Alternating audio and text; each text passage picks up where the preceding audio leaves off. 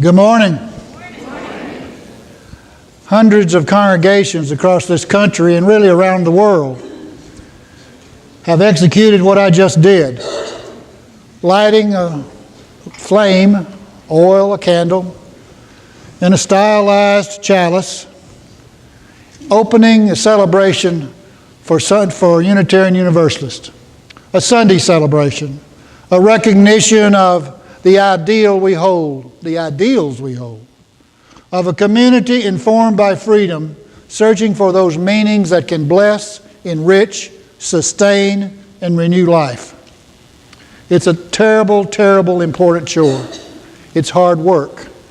It presupposes that each of us are capable people, are capable of working through hard issues, looking at life's losses, its gains, its experiences, and coming up with a bit of wisdom, a bit of hope. Finding in the hatred and meanness of life some sense of love and renewal, some means to rededicate life over and over again to that which is possible. Human history teaches us it's a hard chore. Human history can make many of us get in the corner and just cry a lot. I suck my thumb when y'all don't see me, I really do. Because I despair about us. I worry about us. It seems like for every 2 steps forward, we take 3 back. But then when I look at the long arc of history, Dr. King and Theodore Parker and a few others was right. We are moving to a better world.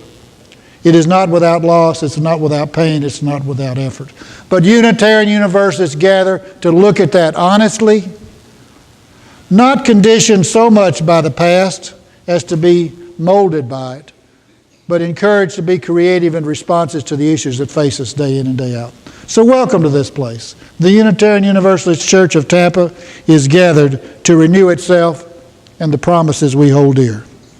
What is there to celebrate? World's going to hell in a handbasket. We're whistling through the graveyard. Politicians are taking us for suckers. The economy seems to be humming along, but standard of living doesn't seem to improve any. What is there to celebrate?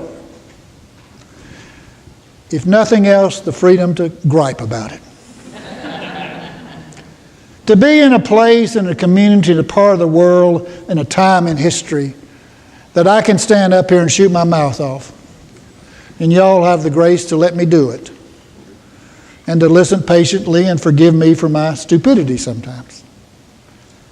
Celebration is just a moment and an occasion for reverence. That word came up a few weeks ago and I was reading from one of my colleagues, and she was talking about opportunities for reverence. And that sort of stuck with me. We have a lot going on in our lives.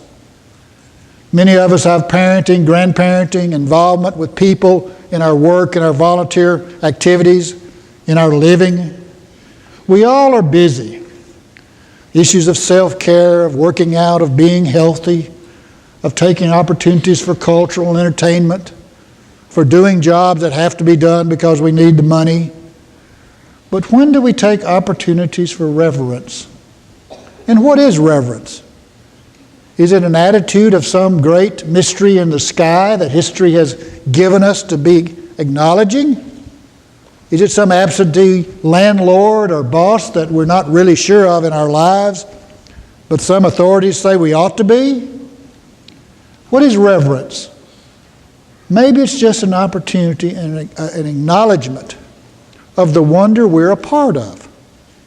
Do we ever take a moment to just reckon with the reality of consciousness?